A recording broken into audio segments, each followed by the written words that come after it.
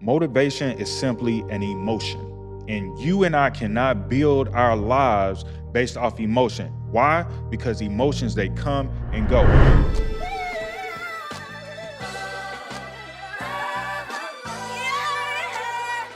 No matter what you go through, keep dreaming. Keep going, don't quit, keep reaching. You can be the best you wanna be, gotta believe it. Keep the faith, the mustard seed is all needed. Well, good morning. Welcome back to the Keep Dreaming podcast. I'm your host, Mr. Charleston Girley. So you might have saw that there was a different episode out on last week. And as I reflected over, as I was progressing through the season, I remembered that I had did a symposium where I went to Michigan. I got an opportunity to teach my framework and I never uploaded the video. So I wanted to use last week to upload that video. My hope and prayer is that you all were able to enjoy it. But as we get ready to kind of jump back into the season that we've been going through, stewardship, being able to steward all of the different things that are within your circle, and then anything that is out of your control, outside of your circle, we're going to leave those things to God, right? So we're going to go ahead and jump into our episode. We're going to move into our coffee segment.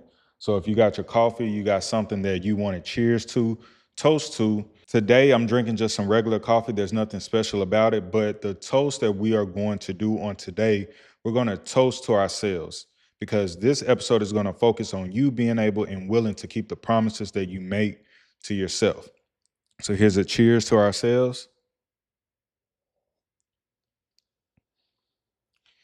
All right. So now let's unpack this episode. So we're going to follow up on basically what I just said, being able and willing to keep the promises that you make to yourself. So if I had to give a title to this week's episode, the title is going to be The Promises to Yourself. Now, as it relates to stewardship, there are going to be certain things that you are able and willing to steward, being able to manage. But maybe somewhere along in your life, you're still wondering what is going to be the X factor. The X factor for you in aspiring and obtaining the life that you are wanting, more importantly, the life that you are desiring, it's going to be discipline. Discipline. Everybody wants to dream. Everybody want to make it to the next level. Everybody wants financial freedom. Everybody wants wealth. Everybody wants all of the same thing. So if everybody is wanting all of the same thing, why can't we all obtain the same thing? Well, one of the reasons why we all can't obtain it is discipline. Discipline is going to be the X factor. You can want all day long, but just because you want something doesn't mean that it is going to be supplied to you. I'm going to say that one more time. Just because you want something doesn't necessarily mean that you are obligated to it. You got to do something different. If there are a million people in the world that want financial freedom, there's only going to be a select few that actually obtain it. But when you think about it, the select few, they're doing something different. What will you do different this week in your life? What will you do this month different than what you've always done? You got to be willing and able to do something different. And one of the X factors is going to be discipline. What I want you to do, I either want you to make note of this or I want you to get a pen and paper. As I go throughout the episode, there are going to be key moments, key points. When I say write this down, this is something that you're going to need to remember, right? So discipline, write this down. Discipline, the definition for discipline that I want you to remember is simply keeping the promises that you make to yourself and God. I'm going to say that one more time. Discipline, the definition is being willing and able to keep the promises that you make to yourself and to God.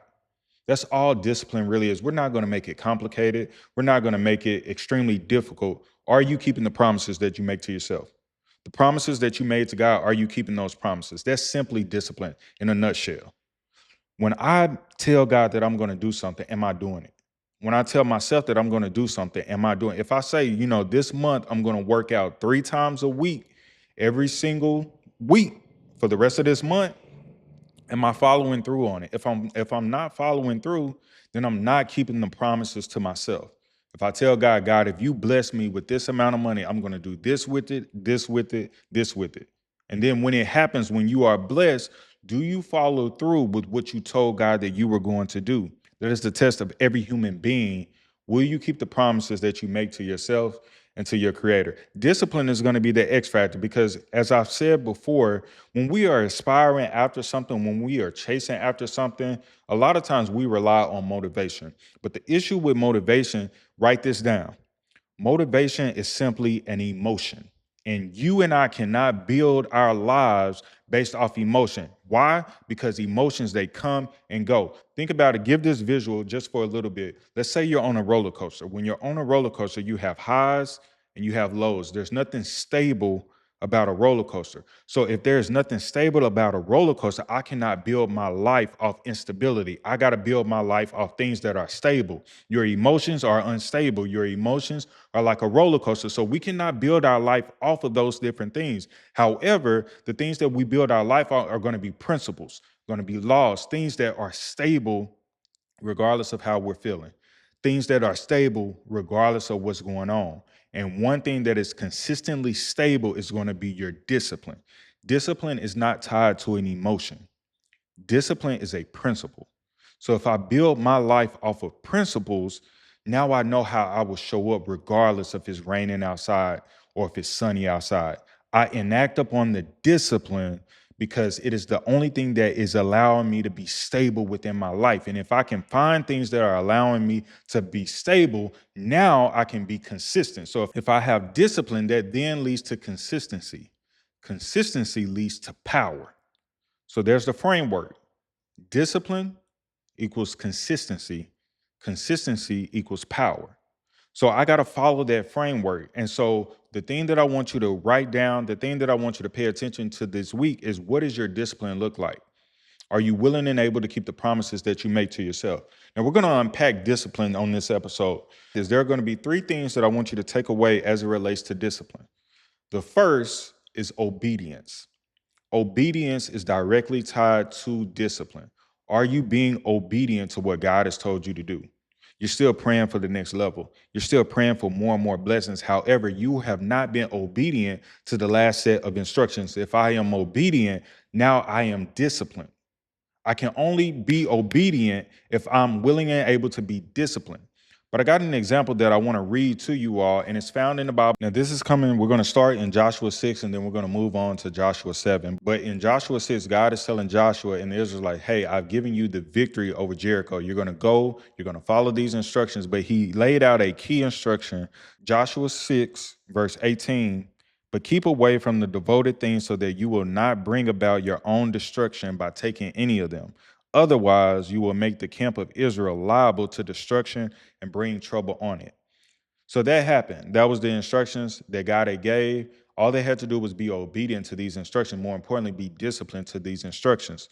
But if you go over to Joshua chapter 7, verse 1, it then says, but the Israelites were unfaithful in regard to the devoted things. Achan, son of Carmi, the son of Zimri, the son of Zerah of the tribe of Judah, took some of them. So the Lord's anger burned against Israel. And then if I go on down to verse 10, Joshua is wondering why they haven't been able to obtain the victory. Did they lose God's favor? And God comes and says in verse 10, the Lord said to Joshua, stand up. What are you doing down on your face? Israel has sinned.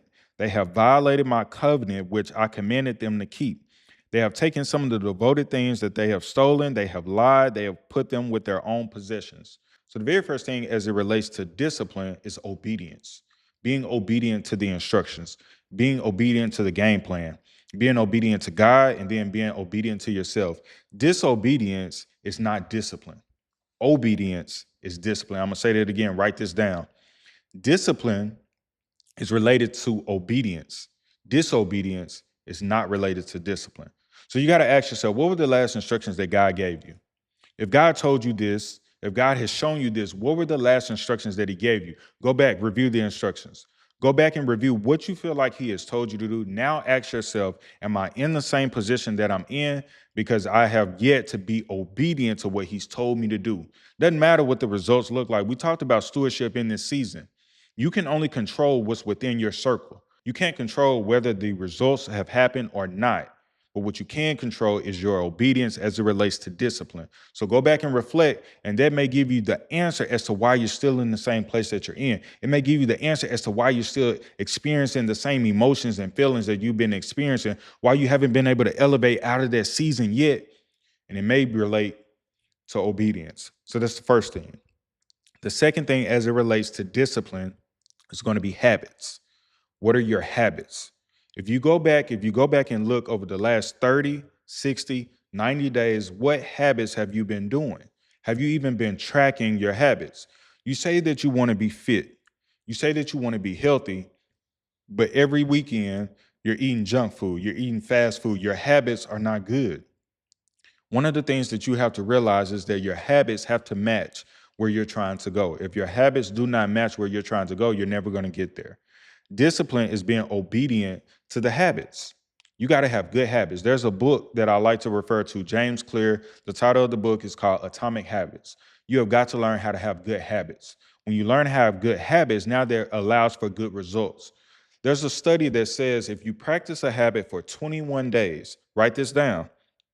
If you practice a habit for 21 days, now it naturally starts to become a part of your routine.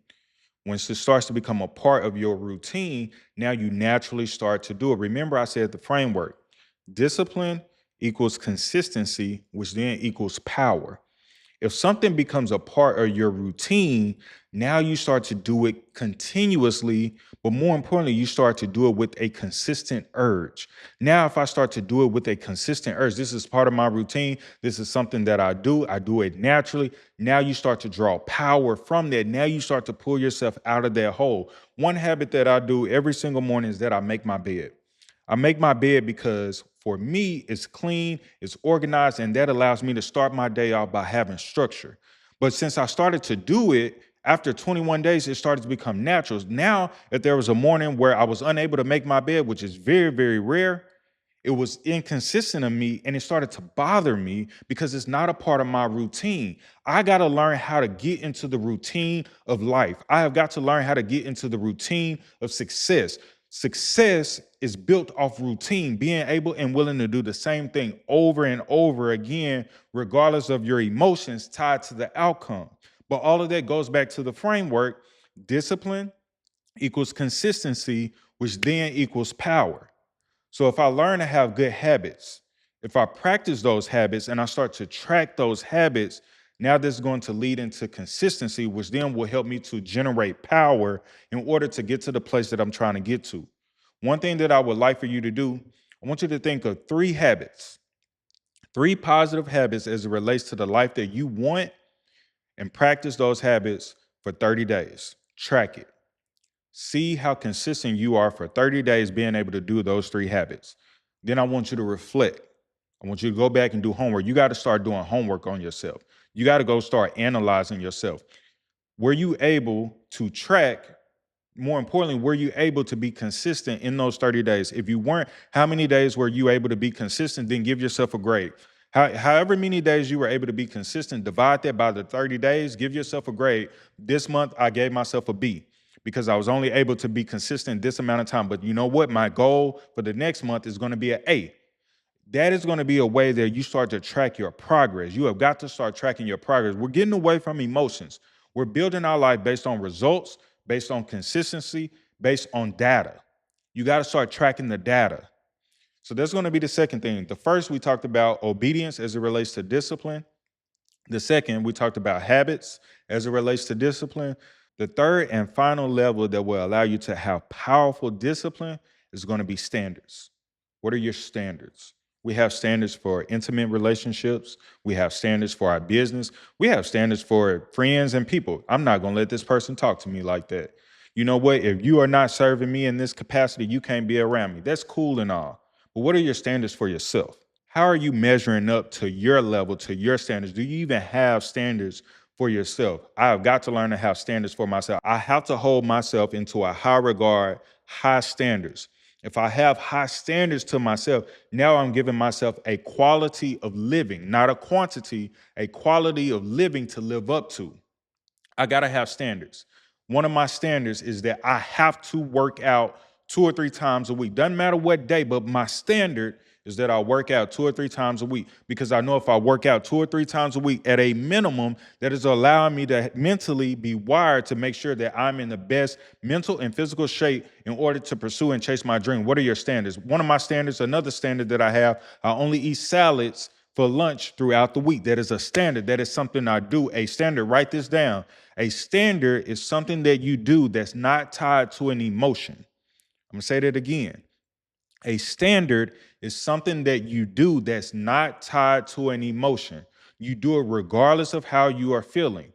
What are your standards? This week alone, I want you to write down 3 standards for your life. 3 standards. I want you to write down a standard for your morning. I want you to write down a standard for your lunchtime. And I want you to write down a standard for your bedtime. And I want you to do those things along with the habits that we talked about. I want you to learn to do those things consistently, regardless of how you're feeling. There are going to be moments where your emotions are going to come in. You're going to say you're tired. You're going to say that you're not feeling it. That's what everybody else is saying.